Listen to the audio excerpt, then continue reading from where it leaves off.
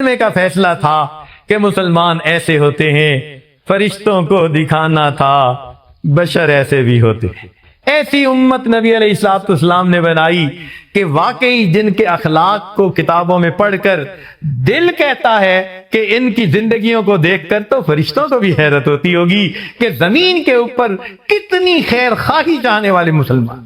اللہ رب العزت ہمیں ان کے نقش قدم پر چلنے کی توفیق عطا فرمائے۔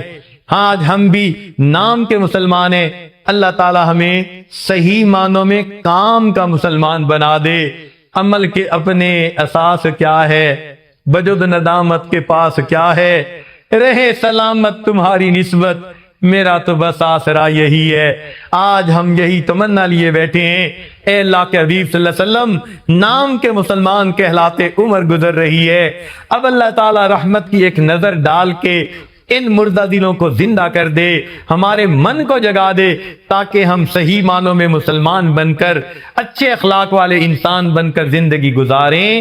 الحمدللہ وکفا وسلام علی عبادہ الذین اصطفی، اما بعد، اعوذ باللہ من الشیطان الرجیم، بسم اللہ الرحمن الرحیم، وَأَمَّا مَا يَنفَعُ النَّاسَ فَيَمْكُثُ فِي الْأَرْضِ سبحان ربک رب العزت عما یصفون وسلام علی المرسلین والحمد للہ رب العالمین۔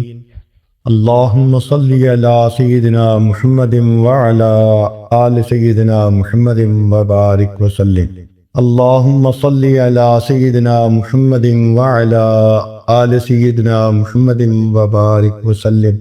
اللہم صلی علی سیدنا محمد وعلی آل سیدنا محمد وبارک وسلم۔ اللہ رب العزت کا ارشاد ہے وَأَمَّا مَا يَنفَعُ النَّاسَ فَيَمْكُثُ فِي الْأَرْضِ، اور جو انسانوں کی نفع رسانی کا کام کرتا ہے اللہ تعالیٰ اس کو زمین میں جما دیتے ہیں۔ دین اسلام دین فطرت ہے، اس نے انسان کو بہترین اخلاق اپنانے کی تعلیم دی۔ چنانچہ نبی علیہ السلام نے ارشاد فرمایا بُعِثْتُ لِأُتَمِّمَ مَكَارِمَ الْأَخْلَاقِ، میں مکارم اخلاق کی تعلیم دینے کے لیے مبعوث ہوا ہوں۔ اور اللہ رب العزت نے آپ کو اخلاق عظیمہ سے نوازا تھا، ارشاد فرمایا وَإِنَّكَ لَعَلَىٰ خُلُقٍ عَظِيمٍ، اے میرے پیارے حبیب صلی اللہ علیہ وسلم آپ اخلاق کے اعلیٰ مرتبے پر فائز ہیں۔ چنانچہ نبی علیہ السلام نے اپنے صحابہ کو خوش اخلاقی کی تعلیم دی۔ جس طرح درخت اپنے پھل سے پہچانا جاتا ہے، انسان اپنے اخلاق سے پہچانا جاتا ہے۔ جو صحیح معنوں میں انسان ہو، مسلمان ہو، وہ ہمیشہ خوش اخلاق انسان ہوتا ہے۔ اسی حدیث پاک میں آیا نبی علیہ السلام نے ارشاد فرمایا کہ ایمان لانے کے بعد سب سے بہترین چیز خوش اخلاقی ہوتی ہے۔ اس سے بڑی نعمت اور کسی کو نہیں ملتی کہ ایمان لانے کے بعد انسان خوش اخلاق انسان بن۔ آج زبان سے تو ہم اپنے آپ کو مسلمان کہتے ہیں، لیکن حقیقت میں کتنے مسلمان ہیں ہم اس کا اندازہ خود لگا سکتے ہیں۔ چمی گویم مسلمانم بلرزم کہ دانم مشکلات لا الارا، جب میں کہتا ہوں کہ میں مسلمان ہوں تو میں لرز جاتا ہوں، اس لیے کہ میں لا الہ الا اللہ کی مشکلات سے واقف ہوں۔ ایک اور شاعر نے کہا یہ شہادت گہ الفت میں قدم رکھنا ہے، لوگ آسان سمجھتے ہیں مسلمان ہونا۔ آج ہم اپنے آپ کو کہتے ہیں کہ ہم مسلمان ہیں، تو ذرا بیٹھ کے اندازہ تو لگائیں کیا ہماری آنکھیں مسلمان ہیں؟ اگر یہ مسلمان ہے تو یہ غیر محرم کی طرف نہیں اٹھیں گی۔ کیا ہماری زبان مسلمان ہے؟ اگر یہ زبان مسلمان ہے تو یہ جھوٹ نہیں بولے گی، وعدہ خلافی نہیں کرے گی۔ اگر ہمارا دل مسلمان ہے تو یہ دل گناہوں کے منصوبے نہیں باندھے گا۔ اگر ہمارے ہاتھ پاؤں مسلمان ہیں تو پھر یہ کسی گناہ کی طرف چل کے نہیں جائیں گے، کسی کی عزت کی طرف ہاتھ نہیں اٹھیں گے۔ اگر ہم سمجھتے ہیں کہ ہمارے اعضاء میں سے کوئی عضو بھی صورت صحیح طرح مسلمان نہیں، تو پھر سوچنا چاہیے کہ مسلمانی کس چیز کا نام ہے۔ ہم اپنے آپ کو جو مسلمان کہتے ہیں تو وہ کیا چیز ہے؟ خرد نے کہہ بھی دیا لا الہ تو کیا حاصل، دل و نگاہ مسلمان نہیں تو کچھ بھی نہیں۔ بلکہ کہنے والے نے کہا تو عرب ہے یا عجم ہے، تیرا لا الہ الا، تو عرب ہے یا عجم ہے، تیرا لا الہ الا لغت غریب جب تک تیرا دل نہ دے گواہی۔ اس کی بنیادی وجہ کیا ہے کہ آج ہم نام کے مسلمان تو یقیناً ہیں، مگر مسلمانیت ہمارے اندر سے نکلتی جا رہی ہے۔ ایک ہوتا ہے گنا اور ایک ہوتا ہے سرکنڈا کانا، بانس سمجھ لیجئے۔ آپ دونوں کو ظاہر میں اگر دیکھیں تو شکل ایک جیسی، گنا بھی اسی طرح کا اور بانس کا پتلا پودا وہ بھی اسی طرح کا۔ ظاہر ایک ہے مگر باطن میں زمین آسمان کا فرق ہے۔ ایک رس سے خالی، دوسرا رس سے بھرا ہوا۔ آج ہماری مسلمانی اور ہمارے اسلاف کی مسلمانی میں ایسا ہی فرق ہے۔ ہم دیکھنے میں مسلمان ہیں، مسلمانوں کی فہرست میں ہمارا نام ہے، وہ اس لیے کہ اللہ نے ہمیں کلمے کی سعادت عطا فرمائی، الحمدللہ۔ لیکن ابھی ہمیں بہت محنت کرنے کی ضرورت ہے اپنے اوپر، تاکہ ہم صحیح معنوں میں مسلمان کہلا سکیں۔ منہ دیکھ لیا آئینے میں پر داغ نہ دیکھے سینے میں، منہ دیکھ لیا آئینے میں پر داغ نہ دیکھے سینے میں، جی ایسا لگایا جینے میں مرنے کو مسلمان بھول گئے، تکبیر تو اب بھی ہوتی ہے مسجد کی فضا میں اے انور، جس ضرب سے دل ہل جاتے تھے وہ ضرب لگانا بھول گئے۔ ہمارے اکابر رات کے آخری پہر میں اٹھتے تھے، اللہ کو مناتے تھے، لا الہ الا اللہ کی ضربیں لگاتے تھے، ان کے سینوں میں دل کانپتے تھے۔ آج ہمارے لیے رات کے آخری پہر کی بیداری مشکل بن گئی ہے، فجر میں بھی مشکل سے نماز میں آ کے ملتے ہیں۔ کس قدر تجھ پہ گراں صبح کی بیداری ہے، ہم سے کب پیار ہے ہاں نیند تمہیں پیاری ہے۔ تو ہم اپنے اعمال کو دیکھیں تو ابھی بہت زیادہ ہمیں محنت کرنے کی ضرورت ہے۔ ایک وقت تھا کہ جب مومن کا سینہ اللہ رب العزت کی محبت کا خزینہ ہوتا تھا، اس کی زبان سے اللہ کا لفظ نکلتا تھا، لوگوں کے دلوں پہ تاثیر ہوتی تھی۔ تیری نگاہ سے دل سینوں میں کانپتے تھے، تیری نگاہ سے دل سینوں میں کانپتے تھے، کھویا گیا ہے تیرا جذب کلندرانہ۔ آج وہ جذب ہمارے اندر باقی نہیں، وہ محبت کا جنوں ہمارے اندر باقی نہیں، محبت کا جنوں باقی نہیں ہے، وہ دل وہ آرزو باقی نہیں ہے، نماز و روزہ و قربانی و حج یہ سب باقی ہے، تو باقی نہیں ہے۔ اسی لیے ہمارے اسلاف نماز میں کھڑے ہوتے تھے تو اللہ رب العزت سے ان کی ایک تار جڑی ہوتی تھی۔ آج ہم نماز میں کھڑے ہوتے ہیں، دل دماغ گلی کوچہ بازار میں پہنچے ہوئے ہوتے ہیں۔ سنی نہ مصر و فلسطین میں وہ عزا میں نے دیا تھا جس نے پہاڑوں کو راشا اے سیماب، سیماب کہتے ہیں پارے کو، مرکری۔ اس کی یہ صفت ہے کہ یہ ہر وقت تھرتھراتا رہتا ہے، تھرکتا رہتا ہے۔ تو وہ فرماتے ہیں کہ مصر اور فلسطین میں بھی وہ اذان میں نے نہ سنی کہ جس اذان کو سن کر پہاڑ بھی پارے کی طرح کانپا کرتے تھے۔ سنی نہ مصر و فلسطین میں وہ اذان میں نے دیا تھا جس نے پہاڑوں کو راشا اے سیماب، وہ سجدہ روح زمیں جس سے کانپ جاتی تھی، اسی کو آج ترستے ہیں منبر و محراب۔ منبر و محراب ترستے ہیں، کہاں گئے وہ لوگ جو سجدہ کرتے تھے تو زمین کانپتی تھی۔ آج ہماری نمازیں ایسی ہیں کہ زبان پہ فاتحہ چل رہی ہوتی ہے اور دل میں خیال کسی غیر کا چل رہا ہوتا ہے۔ بے ذوق سجدے، بے حضور نمازیں، یہ ہم آج اللہ رب العزت کے حضور تحفہ بھیج رہے ہوتے ہیں۔ آپ سوچئے تو صحیح، ہمیں اپنے اوپر کتنی محنت کرنے کی ضرورت ہے۔ بلکہ کہنے والے نے تو یہاں تک کہا بزمین چو سجدہ کردم لزمین ندا برآمد، جب میں نے زمین پہ سجدہ کیا تو زمین سے یہ آواز آئی، بزمین چو سجدہ کردم لزمین ندا برآمد، کہ مرا خراب کر دی تو بسجدہ اے ریائی، اور ریا کے سجدہ کرنے والے تو نے مجھے بھی خراب کر ڈالا۔ میں جو سر بسجدہ ہوا کبھی تو زمین سے آنے لگی صدا، تیرا دل تو ہے صنم آشنا تجھے کیا ملے گا نماز۔ تو اگر دل صنم آشنا ہوا تو نماز کی حضوری کہاں نصیب ہوگی؟ اس لیے آج اپنے آپ پر محنت کرنے کی ضرورت ہے۔ نبی علیہ الصلوۃ والسلام نے دین کو ڈیفائن کیا، ارشاد فرمایا الدین النصیحہ، دین سراسر خیر خواہی ہے، دین سراسر خیر خواہی۔ الدین النصیحہ۔ طلباء جانتے ہیں کہ جب مبتدا اور خبر دونوں معرفہ لائے جائیں تو ان میں حصر ہوتا ہے، معنی یہ بنے گا الدین النصیحہ، دین ہی خیر خواہی ہے، یا یوں کہیں گے کہ خیر خواہی ہی دین ہے۔ دونوں ان میں چولی دامن کا ساتھ ہوتا ہے، آپس میں یہ لازم و ملزوم بن جاتے ہیں۔ معلوم یہ ہوا کہ جہاں دین ہوگا وہیں خیر خواہی ہوگی، اور جہاں آپ کو خیر خواہی نظر آئے وہیں آپ کو دین نظر آئے گا۔ دیندار انسان کبھی بدخواہ نہیں بن سکتا، بدخواہ انسان دیندار نہیں ہو سکتا۔ اور آج دیکھو ہم لوگوں کے دلوں میں اپنے قریب رہنے والوں کے بارے میں بدخواہی ہوتی ہے۔ نیت کا ٹھیک کرنا اس راستے کا پہلا قدم ہے۔ جب تک نیت ہماری ٹھیک نہیں ہوگی تب تک اللہ کے راستے پہ ہمیں آگے بڑھنا نصیب نہیں ہوگا۔ ہمارے علاقے میں ایک بزرگ گزرے ہیں، شیخ شہاب الدین سہروردی رحمۃ اللہ علیہ کے خلیفہ۔ انہوں نے اپنے علاقائی زبان میں ایک شعر کہا، وہ زبان ممکن ہے آپ نہ سمجھیں مگر اس کا ترجمہ آپ سمجھیں گے۔ فرماتے ہیں جے ناتیاں دھوتیاں رب ملدا تے ملدا کنبیاں مچھیاں نو۔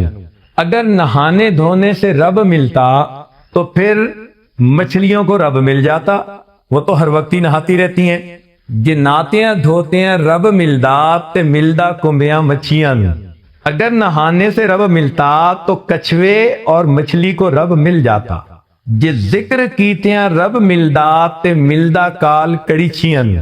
اگر ذکر کرنے سے رب ملتا تو ایک کالی سی چڑیا ہوتی ہے، وہ عام طور پہ رات کو ساری رات آواز نکالتی رہتی ہے، تو فرماتے ہیں کہ اس چڑیا کو رب مل جاتا جو ساری رات آواز نکالتی ہے، اللہ کا ذکر کرتی ہے۔ جس سر منایا رب ملدا تے ملدا بھیڑاں سسیاں نو۔ سر منڈانے سے اگر رب ملتا تو بھیڑ کی ایک ایسی نسل ہے کہ سر پہ بال نہیں ہوتے، باقی سارے جسم پہ ہوتے ہیں، تو وہ فرماتے ہیں کہ سر منڈانے سے رب ملتا تو اس کو مل جاتا۔ یہ جتیاں ستیاں رب ملدا تے ملدا دانداں کھسیاں نو۔ اگر پاک دامن رہنے سے خدا ملتا تو جو خسی بیل ہوتے ہیں ان کو رب مل جاتا، کہ وہ تو اپنی مادہ سے مل ہی نہیں سکتے۔ یہ تمہید باندھتے ہیں، نہانے دھونے سے رب ملتا تو مچھلیوں کو مل جاتا، ذکر سے ملتا تو اس پرندے کو مل جاتا، سر منڈانے سے ملتا تو بھیڑ کو مل جاتا، اور عفیف پاک دامن رہنے سے رب ملتا تو پھر بیل کو مل جاتا۔ آخر پر فرماتے ہیں رب ملدا تے ملدا نیتاں اچھیاں نو۔ اگر اللہ ملتا ہے تو اللہ اچھی نیت والوں کو ملا کرتا ہے۔ جب تک بندے کی نیت اچھی نہ ہو اس کو خدا نہیں ملتا، بد نیت انسان کو رب نہیں مل سکتا۔ اور آج دیکھیں اپنوں کے بارے میں نیت بد ہوتی ہے، کسی کی عزت پہ نظر، کسی کے مال پہ نظر، کسی کے عہدے پہ اس کی ٹانگیں کھینچو۔ یہ مسلمانوں کے کام تھوڑے ہیں۔ مسلمان کبھی کسی کا بدخواہ نہیں ہو سکتا۔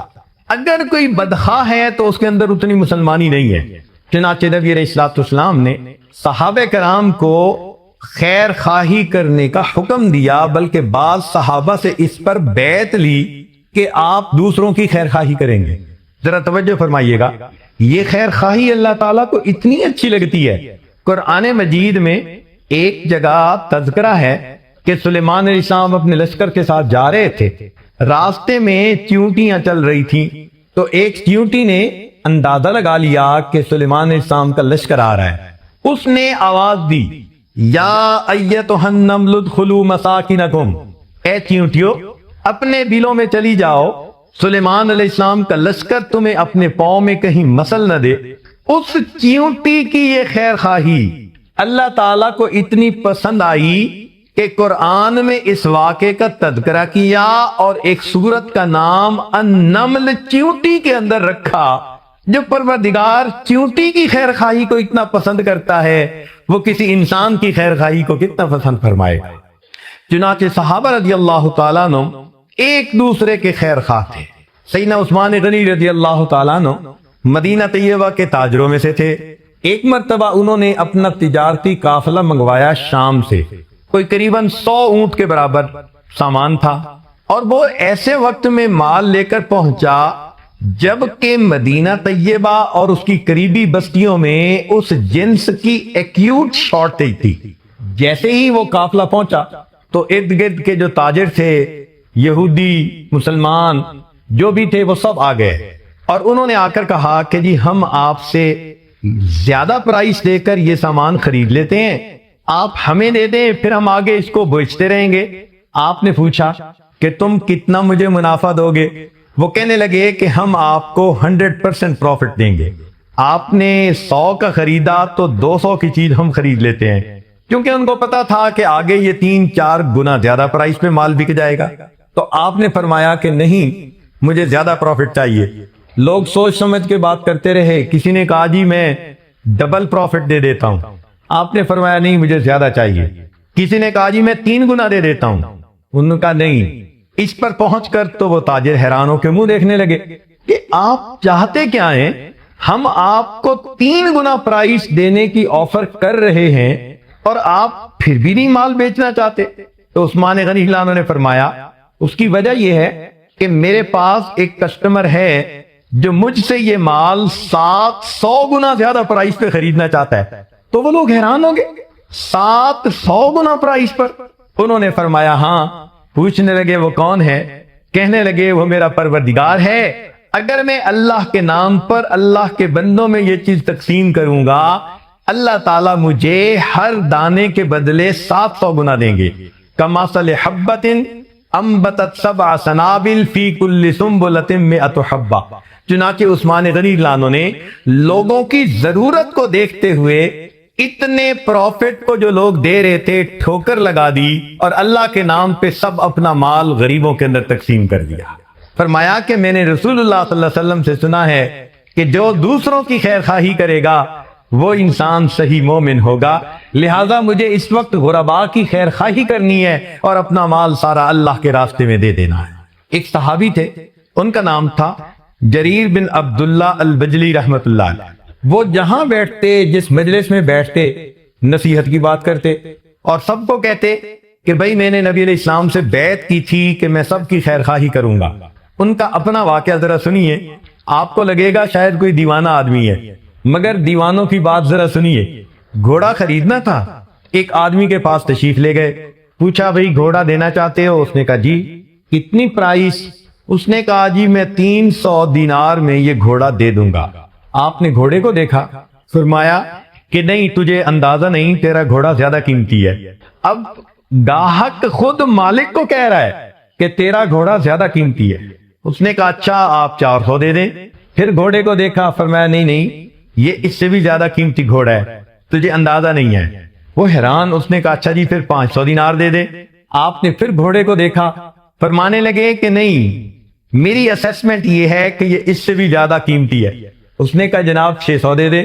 فرمانے لگے بھئی میں سچ بات کہوں کہ میری اسیسمنٹ اس سے بھی زیادہ۔ اس نے کہا 700 دینار دے دے۔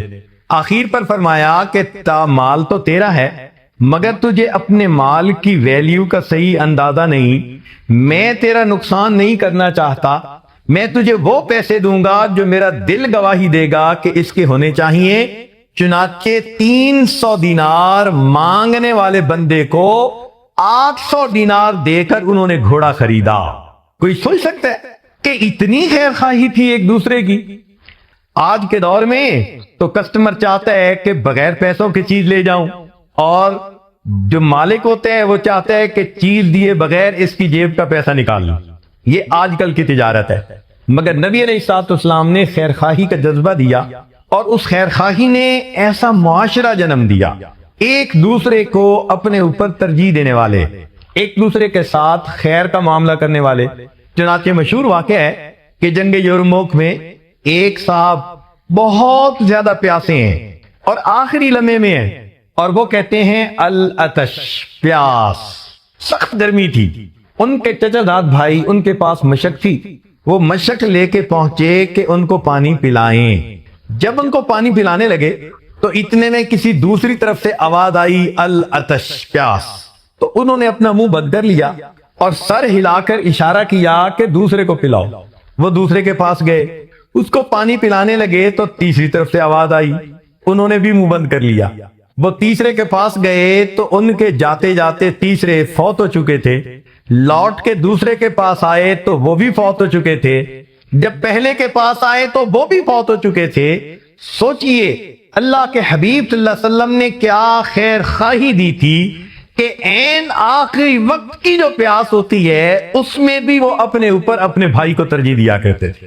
فرشتوں کو دکھانا تھا بشر ایسے بھی ہوتے ہیں۔ اللہ رب العزت نے اپنے حبیب صلی اللہ علیہ وسلم کو ایسی تعلیمات دے کر بھیجا اور نبی علیہ السلام نے ایسی جماعت کھڑی کر دی کہ اصل مقصود یہ تھا کہ انسانیت کی عظمت واضح کرنی تھی۔ اللہ تعالیٰ فرشتوں کو دکھانا چاہتے تھے کہ دیکھو انسان ہو کر بھی ایسا ہوا جاتا ہے۔ فرشتوں کو دکھانا تھا بشر ایسے بھی ہوتے۔ چنانچہ ابو الحسن نوری رحمت اللہ علیہ کا مشہور واقعہ ہے کہ ایک مرتبہ حاکم وقت 4-5 علماء تھے، ان سے ناراض ہو گیا اور اس نے فیصلہ کیا کہ ان 4-5 کو بلا لو اور ان کو میں بس قتل کروا دیتا ہوں۔ چنانچہ ان کو گرفتار کر لیا گیا اور ان کو بادشاہ کے سامنے پیش کیا گیا۔ جب ان کو قتل کیا جانے لگا تو بادشاہ نے دیکھا کہ ابو الحسن نوری سب سے آگے ہیں، باقی لوگ پیچھے کھڑے ہیں۔ اس کو اندر سے ابو الحسن نوری سے کچھ نہ کچھ عقیدت تھی اور یہ چاہتا تھا کہ میں کسی اور کو قتل کروں اور پھر بہانہ بنا کر ڈرا دھمکا کر باقیوں کو میں کہوں گا کہ چلو میں نے معاف کر دیا۔ اب اس نے سوچا کہ بھئی سب سے پہلے ابو الحسن نوری ہیں تو میں کیسے ترتیب کو بدلوں؟ تو وہ کہنے لگا کہ یہ جو جگہ ہے نا یہ اچھی نہیں ہے، ذرا ان کو اس جگہ لے کے آؤ۔ مقصد یہ تھا کہ جب جگہ بدلے گی تو ترتیب بدل جائے گی۔ دوسری جگہ کھڑا کیا تو ابو الحسن نوری سب سے آگے۔ اس نے کہا نہیں یہ جگہ بھی اچھی نہیں، ایک تیسری جگہ بتائی۔ چنانچہ تیسری جگہ پر سب آ کر کھڑے ہوئے تو ابو الحسن نوری سب سے پہلے۔ اس نے بلایا، پوچھنے لگا ابو الحسن میں چاہتا تھا کسی اور کو قتل کرتا اور تمہیں میں معاف کر دیتا، مگر یہ کیا مسئلہ؟ پہلی جگہ بھی آپ آگے، دوسری جگہ بھی اور تیسری جگہ بھی، یہ اتفاقاً ہو گیا ہے یا ارادتاً آپ نے آگے کھڑا ہونے کی پوزیشن لی؟ تو ابو الحسن نوری رحمت اللہ علیہ نے فرمایا میں ارادتاً آگے کھڑا ہوا۔ اس نے پوچھا کیوں؟ کیا خوبصورت جواب دیا۔ فرمانے لگے کہ میں اس لیے ارادتاً آگے کھڑا ہوا کہ جتنی دیر جلاد مجھے قتل کرنے میں لگائے گا میرے باقی بھائیوں کو اتنے سانس اور لینے کا موقع مل جائے گا۔ کیا خوبصورت سوچ تھی ان کی، اپنے پہ دوسروں کو ترجیح دینا، دوسروں کی خیر خواہی کرنا، دوسروں کو اتنی ہمدردی ہوتی تھی۔ اللہ اکبر کبیرہ۔ چنانچہ امام اعظم ابو حنیفہ رحمت اللہ علیہ وقت کے اتنے بڑے فقیہ بھی تھے کہ امام اعظم کہلوائے، مگر ساتھ ہی ساتھ ان کی تجارت بھی تھی، کپڑے کی دکان بھی تھی۔ ایک مرتبہ ایک عورت ان کو کپڑا بیچنے کے لیے آئی، پوچھا بھئی کتنی پرائس؟ اس نے کہا اتنی۔ تو میں نہیں، جاؤ اپنے محرم مرد کو لے کے آؤ۔ وہ محرم مرد کو لے کے آئی، پوچھا کہ بھئی پرائس بتاؤ۔ اس نے وہی، چونکہ میاں بیوی نے مشورہ کیا تھا کہ ہم ضرورت مند ہیں، ہم اس کپڑے کو اتنے میں بیچ دیتے ہیں، اس نے بھی وہی پرائس بتائی۔ تو امام صاحب نے اس کے خامن کو کہا کہ تمہیں اس کپڑے کی ویلیو کا اندازہ نہیں، یہ کپڑا زیادہ قیمتی ہے، تم ضرورت کی وجہ سے سستا بیچنا چاہتے ہو۔ اس نے کہا جی کہ پرائس زیادہ کر دیں، کتنی کریں؟ اس نے کہا جی پہلے ہم نے 100 درہم کہے تھے، اب 150 درہم کر دیں۔ فرمایا نہیں یہ اس سے بھی زیادہ قیمتی ہے۔ اس نے کہا جی 200 درہم کر دیں۔ فرمایا نہیں اس سے بھی زیادہ قیمتی ہے۔ آپ اندازہ لگائیے کہ 100 درہم میں جو کپڑا وہ بیچنا چاہتے تھے، امام اعظم رحمت اللہ علیہ نے اس کو 300 درہم میں خریدا، اور خریدتے وقت فرمایا میرا کانشیس کلیئر ہے کہ میں نے کسی بندے کو دھوکہ دے کر چیز نہیں خریدی۔ اللہ اکبر کبیرہ۔ یہ کیسے حضرات تھے جو کسی کا برا چاہتے ہی نہیں تھے، سوچتے ہی نہیں تھے کہ کسی کا برا ہو، کسی کا نقصان ہو، وہ ہر ایک کا فائدہ چاہتے تھے۔ چنانچہ امام اعظم ابو حنیفہ رحمۃ اللہ علیہ ایک مرتبہ عصر کے قریب اپنی دکان بند کر کے گھر آ رہے ہیں، ایک صاحب سے ملاقات ہوئی۔ اس نے پوچھا نعمان آج دکان جلدی بند کر دی؟ پہلے تو مغرب کے وقت بند کرتے تھے، آج ظہر کے بعد ہی بند کر دی؟ فرمان لگے ہاں آج میں نے ظہر کے بعد بند کر دی۔ وجہ کیا ہے؟ فرمانے لگے کہ آج آسمان پر بادل ہیں اور روشنی کم ہے، وہ بجلی کا زمانہ تو تھا نہیں، تو فرمانے لگے کہ روشنی کم تھی، اور جب روشنی کم ہوتی ہے، ویزیبلٹی کم ہوتی ہے، اس وقت جو کپڑے کا گاہک ہوتا ہے اس کو کپڑے کی کوالٹی کا صحیح پتہ نہیں چلتا، میں نے دکان بند کر دی، میری دکان کا کوئی گاہک کم قیمت کپڑے کو بیش قیمت سمجھ کر مجھ سے نہ خریدے، اس کو کہیں نقصان نہ ہو جائے۔ اللہ اکبر کبیرہ۔ آپ سوچئے کہ ایسے بھی تجارت ہوا کرتی تھی جب ہم صحیح معنوں میں مسلمان تھے۔ یہ وہ ہستیاں تھیں کہ جو صحیح معنوں میں مسلمان تھے۔ عبداللہ ابن مبارک رحمت اللہ علیہ ایک بڑے محدث ہیں، ان کا ایک پڑوسی تھا اور وہ پڑوسی مکان بیچنا چاہتا تھا۔ تو خریدار نے آ کے پوچھا مکان کی کتنی قیمت؟ اس نے کہا جناب 2000 دینار۔ اس نے کہا بھائی اس مکان کی قیمت تو 1000 دینار بہت ہے، اس نیبرہڈ میں تو 1000 دینار قیمت بہت ہے۔ تو اس نے آگے سے کہا ہاں مکان کی قیمت ہے 1000 دینار اور دوسرا 1000 دینار عبداللہ ابن مبارک کے پڑوس کی قیمت ہے۔ جب ہم صحیح معنوں میں مسلمان تھے، ہمارے ہمسائے کے گھروں کی قیمتیں بڑھ جایا کرتی تھی۔ لوگ ہمارے ساتھ مل کر رہنا اتنا پسند کرتے تھے، وہ سمجھتے تھے کہ یہ خیر خواہ انسان ہے، یہ نیک نیت انسان ہے، اس سے بہتر مجھے نیبر دنیا میں کوئی نہیں مل سکتا۔ سوچئے جب ہم صحیح معنوں میں مسلمان تھے، ہمارے اخلاق اس وقت کتنے اچھے ہوا کرتے تھے۔ چنانچہ بغداد جب پوری دنیا کا مرکز تھا، اس وقت کفار نے سوچا کہ مسلمانوں کے معاشرے کا اندازہ تو لگایا جائے کہ کیا وجہ ہے کہ یہ جہاں جاتے ہیں کامیابی ان کے قدم چومتی ہے، ان کے ماحول میں آپس میں میل جو لین دین یہ کیسا ہے۔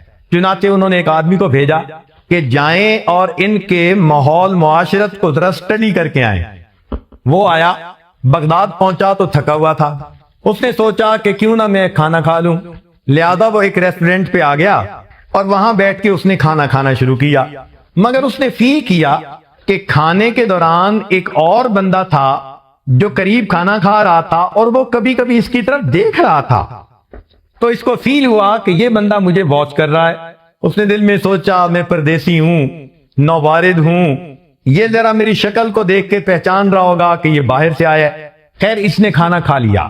جب کھانا کھا لیا تو اس کے بعد یہ کاؤنٹر پر آیا اور اس سے کہا کہ جی میں نے کھانا کھا لیا، مجھے بل بتائیں۔ اس نے کہا جناب آپ کا بل تو پے ہو چکا۔ میرا بل کیسے پے ہو چکا؟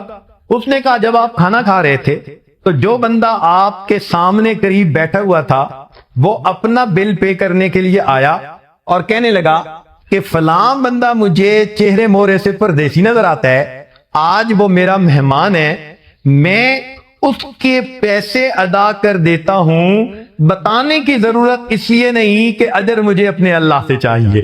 وہ حیران کہ اچھا یہ اتنے بھی خوش اخلاق لوگ ہوتے ہیں کہ انسان کے کھانے کی قیمت ادا کر دیتے ہیں اور شکریہ کا لفظ بھی سننا پسند نہیں کرتے کہ ہم نے تو اللہ سے اجر لینا ہے۔ آگے گیا، اس کو کوئی چیز خریدنی تھی، اس نے سوچا میں بازار سے وہ چیز خرید لیتا ہوں۔ چنانچہ وہ ایک دکان پر پہنچا اور دکاندار سے کہا بھئی آپ کے پاس فلاں چیز ہے؟ اس نے کہا ہے۔ جی آپ وہ چیز کتنے میں دیں گے؟ اس نے کہا میں 10 ریال میں دوں گا۔ بھئی مجھے دے دیجئے۔ کہنے لگے آپ ذرا میرے ساتھ کوآپریٹ کریں، سامنے جو دکاندار ہے نا آپ اس کے پاس چلے جائیں، یہی چیز آپ کو اتنی ہی پرائس میں وہاں سے مل جائے گی۔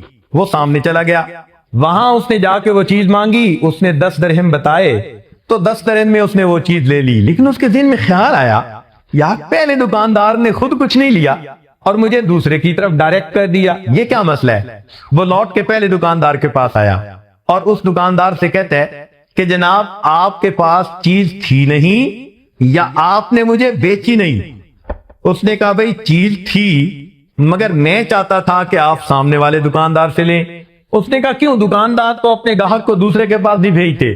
تو وہ دکاندار کہنے لگا اصل وجہ یہ ہے کہ آج میرے پاس اتنے گاہک آئے کہ میرے بچوں کا گزارا بڑا اچھا ہو جائے گا، میں دیکھ رہا تھا میرے اس دکاندار بھائی کے پاس آج کوئی کسٹمر نہیں آیا، میں نے سوچا آپ اس سے خرید لیں گے، اس کو کچھ منافع ہوگا تو اس کے بچوں کے لیے بھی آج کچھ انتظام ہو جائے گا۔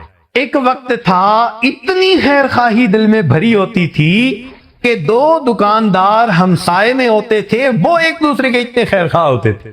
یہ وہ ہستیاں تھیں کہ جنہوں نے دین کو سمجھا اور دین کو اپنایا۔ اللہ تعالیٰ چاہتے ہیں کہ میرے ایسے با اخلاق بندے دنیا میں ہوں تاکہ پتہ چلے کہ صحیح معنوں میں مومن مسلمان کون ہوتا ہے۔ فرشتوں کو دکھانا تھا بشر ایسے بھی ہوتے۔ چنانچہ ایک واقعہ اور سن لیجئے۔ ایک ایسا شہر ہے جس میں کافر مسلمان سب مل کے رہتے ہیں۔ ایک مسلمان نوجوان اس شہر میں کسی دوسرے شہر سے آیا کاروبار کے لیے، اور اس نے وہاں آ کے اپنا کام کرنا شروع کر دیا۔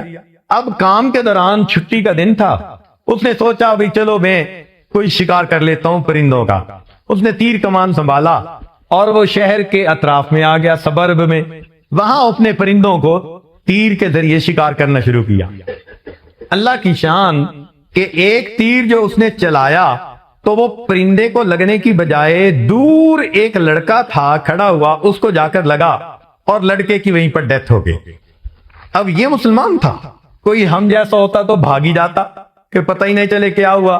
وہ رکا، اس بچے کے پاس گیا، اس کو سنبھالا، پھر پتہ کیا اس کے والدین کون ہیں، والدین کو بتایا۔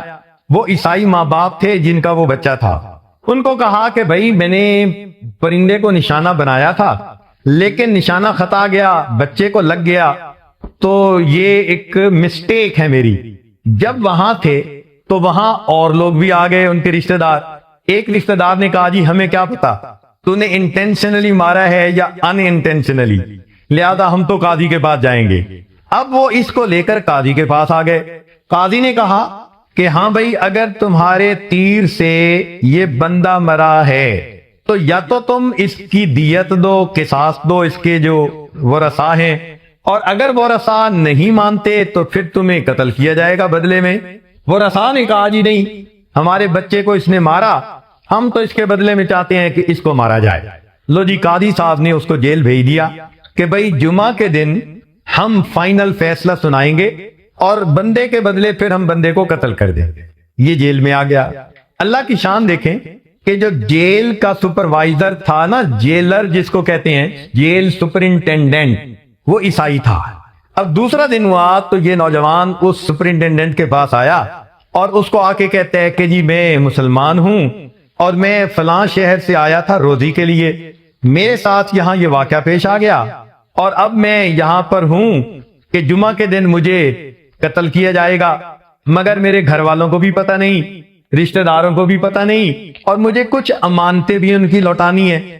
اگر آپ اپنی ذمہ داری پہ مجھے چھوڑ دیں تو میں جمعے سے پہلے واپس آ جاؤں گا اور میں مسلمان ہوں۔ جب اس نے کہا نا میں مسلمان ہوں، تو ایک مسلمان کی وعدہ وفائی کا اتنا اس زمانے میں اعتماد تھا کہ عیسائی سپرنٹینڈنٹ نے کہا کہ اچھا بھائی تم چلے جاؤ، جمعے سے پہلے آ جانا۔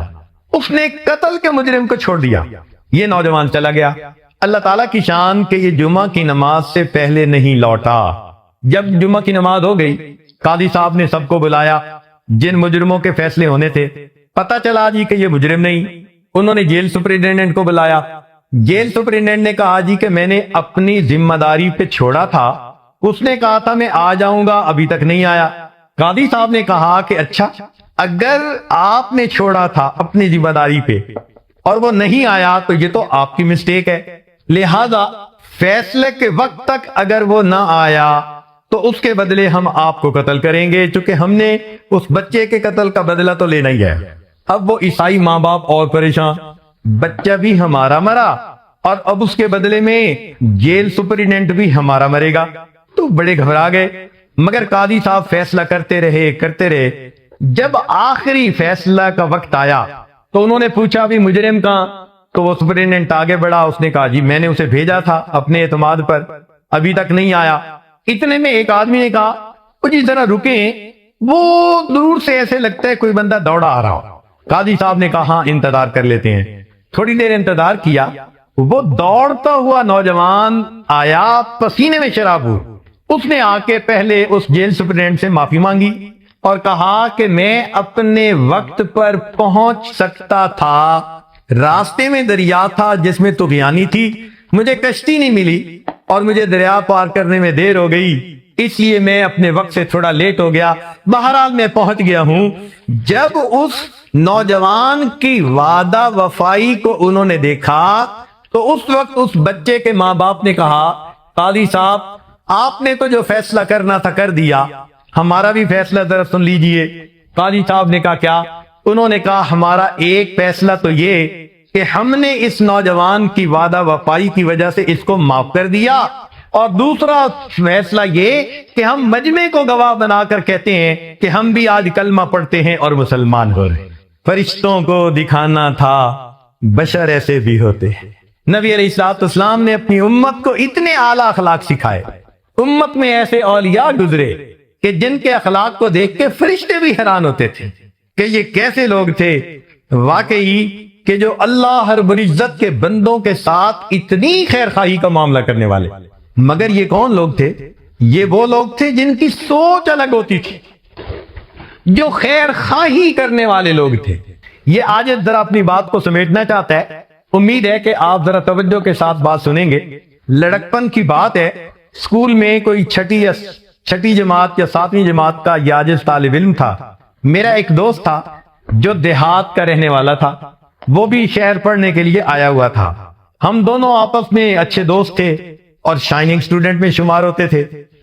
یہ وہ زمانہ تھا کہ جب ہم نے بالکل دیہات نہیں دیکھا تھا، پتہ ہی نہیں ہوتا تھا دیہات کیا ہوتا ہے، بس شہر میں پیدا ہوئے، شہر میں زندگی گزری۔ تو وہ ہمیں کبھی کبھی دیہات کی باتیں بتاتا، فصلیں ایسی ہوتی ہیں اور ہل چلاتے ہیں اور کنواں ہوتا ہے۔ ہمارے لیے یہ کسی دوسرے جہان کی باتیں ہوتی تھی، چنانچہ ہم سنا کرتے تھے کہ اچھا ایسا بھی ہوتا ہے۔ ہمیں اس زمانے میں یہ بھی پتہ نہیں تھا کہ گندم پودے پہ لگتی ہے یا کسی درخت پر لگتی ہے، یہ بھی اندازہ نہیں تھا۔ جب چھٹیاں ہوئی گرمی کی نا، تو اس نے مجھے انوائٹ کیا کہ جی آپ ایک دن کے لیے ہمارے گھر آئیں، ہم آپ کو سارے کھیت بھی دکھائیں گے اور ہم آپ کو پھر واپس چھوڑ دیں گے۔ تو گرمی کی چھٹیوں میں میں نے اپنی امی سے کہا کہ امی مجھے اپنے اس دوست کے ہاں جانا ہے۔ امی نے کہا کہ بیٹا اپنے بڑے بھائی کے ساتھ چلے جاؤ۔ چنانچہ ہم اپنے بڑے بھائی کے ساتھ اس دوست کے گھر دیہات میں چلے گئے، رات سو گئے، صبح اٹھے، ناشتہ کیا، تو وہ ہمیں لے کے نکلا کھیت دکھانے کے لیے۔ اب جب ہم کھیت دیکھتے پھر رہے تھے نا، تو ایک جگہ ہم نے دیکھا گوبر کا انبار لگا ہوا ہے۔ تو اس کو دیکھتے ہی میں نے اسے کہا یار یہ کیا ہے؟ یہ تو نجس ہوتا ہے، یہ تو ناپاک ہوتا ہے، یہ تو بدبودار ہوتا ہے، اس کو کیوں اکٹھا کر کے رکھا ہوا ہے؟ پھر جو نظر دوڑائی تو ایک اور کھیت میں گوبر پڑا نظر آیا، تو میں نے کہا یہ تو ناپاک ہوتا ہے، اس کو یہاں رکھا ہوا ہے۔ اس نے کہا کہ جو اس کھیت کا فارمر ہے نا، یہ اس سے جا کے پوچھ لو۔ تو وہ کسان قریب کھڑا ہوا تھا جو ہل چلا رہا تھا۔ میں اس کے پاس گیا اور میں نے کہا انکل یہ تو گوبر ناپاک ہوتا ہے اور یہ تو گندا ہوتا ہے اور اس میں تو بو ہوتی ہے۔ چونکہ والدین نے نجاست کے بارے میں شروع میں وارن کر دیا تھا، بھئی ان سے بچنے کی ضرورت ہے، تو ایک بچپن کی وجہ سے نفرتی دل میں تھی نا۔ میں نے کہا یہ آپ نے یہاں جمع کر کے رکھا ہوا ہے، کتنی عجیب بات ہے۔ وہ کہنے لگا بچے آپ کے لیے یہ نجاست ہے، میرے لیے یہ فرٹیلائزر ہے۔ میں زمین میں ہل چلاتا ہوں اور یہ گوبر ملا دیتا ہوں، پھر اس کے بعد اس زمین میں کاشت کرتا ہوں، اور کاشت کرنے کے بعد جب میری سبزیاں اگتی ہیں تو پہلے سے بہت زیادہ ہوتی ہیں اور مجھے بڑا اچھا پروفٹ ملتا ہے۔ اب اس کی بات سن کے اس وقت تو میں چپ ہو گیا، لیکن آج جب میں سوچتا ہوں تو دل میں یہ بات آتی ہے، اے انسان جسے ہم گندگی کہتے ہیں، نجاست کہتے ہیں، ناپاک کہتے ہیں، بدبودار سمجھتے ہیں، اس گوبر کو اگر کسی فصل کے اندر ڈال دیا جائے تو گوبر اس فصل کو فائدہ دے دیتا ہے، تو انسان ہو کر اگر ساتھ والے انسان کو فائدہ نہیں دیتا، اللہ کی نظر میں گوبر سے بھی تو کیا گزرا ہے۔ ہمیں اللہ رب العزت نے انسان بنایا، ہم اپنے ساتھ والوں کو فائدہ پہنچائیں، گھر والوں کو فائدہ، رشتہ داروں کو فائدہ، اپنے ہمسایوں کو فائدہ، معاشرے کو فائدہ۔ مومن ہوتا ہی وہی ہے جو ہر ایک کا خیر خواہ ہوتا ہے۔ نبی علیہ السلام نے فرمایا الدین النصیحہ، دین سراسر خیر خواہی ہے۔ سبحان اللہ، کیا خوبصورت تعلیم دی ہمارے آقا حضرت محمد مصطفیٰ احمد مجتبیٰ صلی اللہ علیہ وسلم۔ ہمارے اکابر کے اخلاق اچھے ہونے کی بنیادی وجہ پتہ کیا تھی؟ ان کی سوچ بہت بلند ہوتی تھی، بہت بلند سوچ ہوتی تھی۔ بلند سوچ ہونے کی وجہ سے ان کے مقام بلند ہو گئے تھے۔ آپ غور کریں کہ ایک پتنگا ہے، اس کو پروانہ کہتے ہیں، اسی سے ملتا جلتا ایک اور ہے جس کو مکھی کہتے ہیں، اس کے بھی دو پر، اس کے بھی دو پر، اس کو پروانہ نہیں کہتے، حالانکہ یہ اس سے ملتا جلتا ہے، سائز بھی ایک جیسا، مگر اس کو پروانہ کہیں گے اور اس کو مکھی کہیں گے۔ اس کی وجہ یہ کہ اس مکھی کی سوچ گندی، یہ نجاست پہ بیٹھتی ہے، گند ڈھونڈتی ہے، اس کی گندی سوچ کی وجہ سے اس کو مکھی کہتے ہیں۔ اور پروانہ کس کو کہتے ہیں؟ جو روشنی کے اوپر، نور کے اوپر اپنے آپ کو فدا کرتا ہے۔ کہنے کو ہم بھی مسلمان، کہنے کو ہمارے اکابر بھی مسلمان، مگر اگر دنیا کی محبت دل میں بھر کے جیتے پھر رہے ہیں تو اللہ کی نظر میں ہماری مثال گندی مکھی کی ہے اور ان کی مثال اللہ کی نظر میں پروانے کی مانند۔ آج ہمیں سوچنا ہے کہ ہم نے جو نام کے مسلمان ہیں، کام کا مسلمان بننے کی ضرورت ہے۔ تو ہمارے اکابر کو دیکھیے اللہ رب العزت نے کیا سوچ دی تھی۔ ایک دو واقعات سن کے یہ عاجز اپنی بات کو مکمل کر دے گا، ذرا توجہ کے ساتھ سنیے گا۔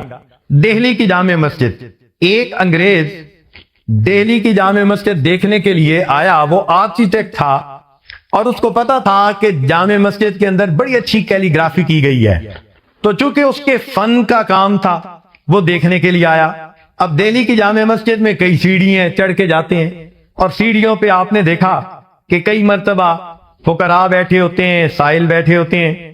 تو ایک معذور فقیر تھا، وہ بیٹھا ہوا تھا۔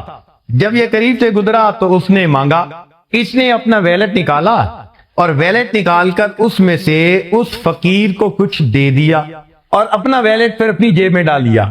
اپنی طرف سے تو اس نے جیب میں ڈالا، لیکن حقیقت میں اس کا ویلٹ گر گیا۔ اب یہ چلا گیا مسجد میں، وہاں جا کے اس نے کیلیگرافی دیکھی، بڑی پسند آئی، اس نے فوٹوگرافی کی۔ اس کی بیوی بھی اسی شعبے سے تعلق رکھتی تھی۔ وہ گھر گیا اور گھر جا کر اس نے اپنی بیوی کو بتایا کہ بھئی کتنا اچھا کام کیا ہوا ہے، ہسٹوریکل کام ہے۔ اس کی بیوی کہنے لگی کہ اچھا آئندہ ویکنڈ آئے گا تو میں بھی آپ کے ساتھ جاؤں گی، تو مجھے بھی آپ وہ مسجد کا کام دکھائیں۔ اس نے کہا ٹھیک۔ اب جب رات سونے لگا نا تو اس نے دیکھا کہ اس کا تو پیسے والا بٹوا ہی نہیں ہے، تو یہ بڑا پریشان کہ کہاں گرا، بڑا سوچا، مگر اس کو یاد نہیں آیا کہ میں نے بٹوا کہاں گرایا۔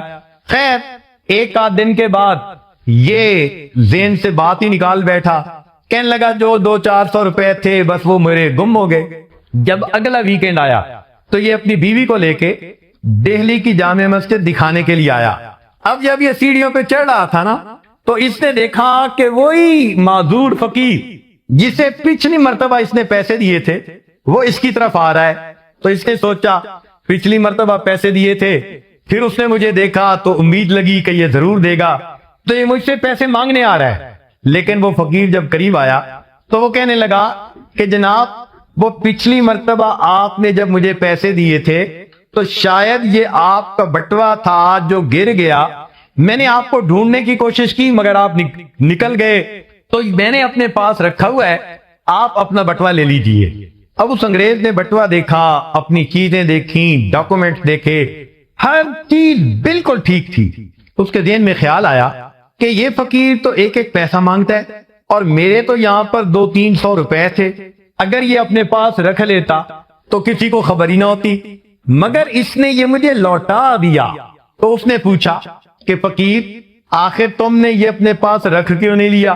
تو معذور فقیر نے آگے سے جواب دیا کہ شروع میں تو ایک خیال آیا تھا کہ میں اسے رکھ لوں، مگر پھر ایک دوسرا خیال آیا اور میں نے کہا کہ نہیں میں اسے نہیں رکھوں گا۔ اس نے پوچھا کیا خیال آیا؟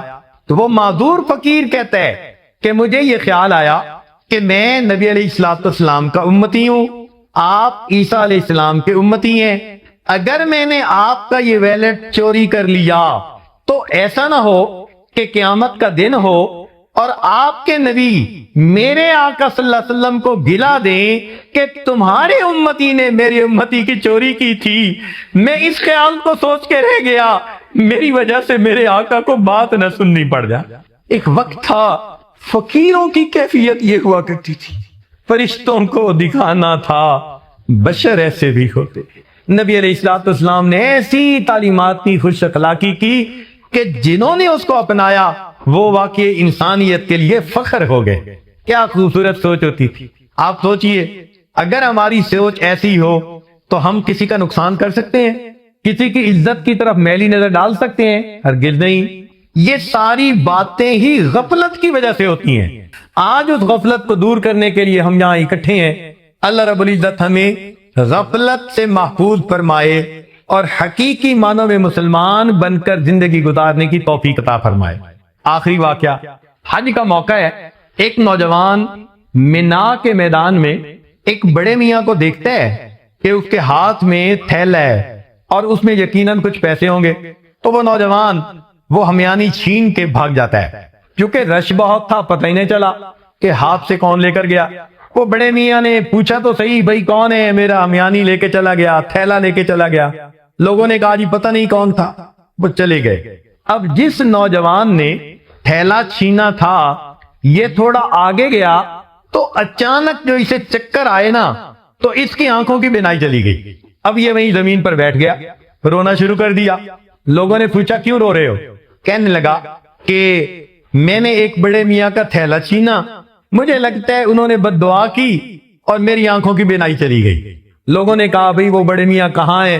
بتاؤ، ہم تمہیں لے جاتے ہیں، ان سے معافی مانگ لو۔ چنانچہ وہ اس کو پکڑ کے لائے جہاں اس نے تھیلا چھینا تھا، مگر وہ بڑے میاں تو چلے گئے تھے گھر۔ قریب لوگوں سے پوچھا، انہوں نے کہا کہ وہ بڑے میاں 5 وقت نماز پڑھنے کے لیے آتے ہیں، تو ہو سکتا ہے کہ اگلی نماز کے لیے پھر آئیں، لہذا آپ ویٹ کر لیں۔ اب ویٹ کیا، جب ویٹ کیا تو اگلی نماز کے قریب وہ بڑے میاں آ گئے۔ جیسے ہی پتا چلا یہ نوجوان اٹھا، اس نے پاؤں پکڑے، آپ اللہ کے لیے معاف کر دیں، آپ نے بد دعا کی، میری بینائی چلی گئی، مجھ سے بڑی غلطی ہوئی۔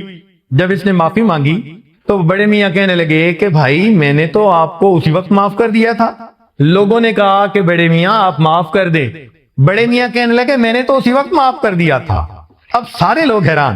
ایک صاحب نے پوچھا کہ بھائی یہ آپ کا تھیلا لے کے چلا گیا اور آپ کہتے ہیں کہ میں نے اسی وقت معاف کر دیا تھا؟ تو بڑے میاں کہنے لگے ہاں مجھے ایک خیال آ گیا تھا۔ پوچھا بڑے میاں کیا خیال آیا تھا؟ بڑے میاں کہنے لگے کہ میں نے علماء سے یہ سنا ہے، نبی علیہ السلام نے ارشاد فرمایا قیامت کے دن میری امت کا حساب کتاب ہوگا، جب تک آخری امتی کا حساب نہیں ہوگا میں اس وقت تک جنت میں نہیں جاؤں گا۔ تو میرے ذہن میں خیال آیا کہ یہ نوجوان میرا تھیلا لے کر بھاگ گیا، اب اگر اسے میں نے معاف نہ کیا تو قیامت کے دن اللہ رب العزت کی بارگاہ میں مقدمہ پیش ہوگا، اور جتنی دیر فیصلہ ہونے میں لگے گی میرے آقا کو انتظار کرنا پڑے گا۔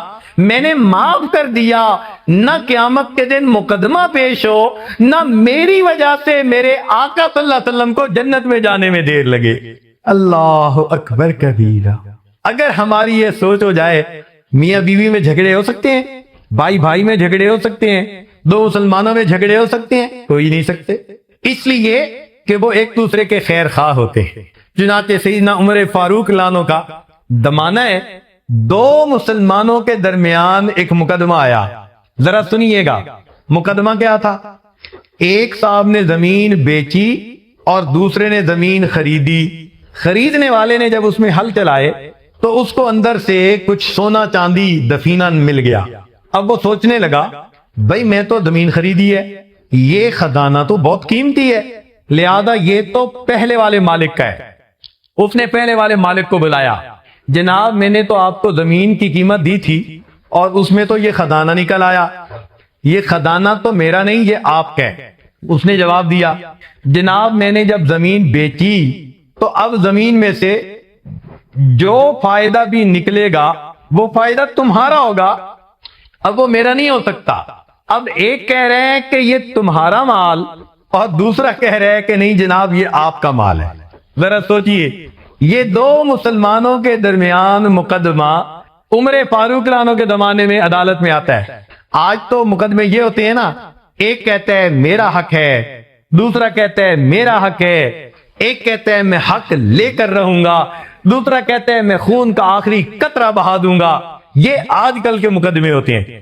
جب ہم صحیح معنوں میں مسلمان تھے اس زمانے کا مقدمہ سنیے، ایک کہتا ہے جی میرا حق نہیں ان کا حق ہے، دوسرا کہتا ہے جی میرا حق نہیں ان کا حق ہے۔ کعب رضی اللہ تعالیٰ عنہ کی عدالت تھی، وہ قاضی تھے۔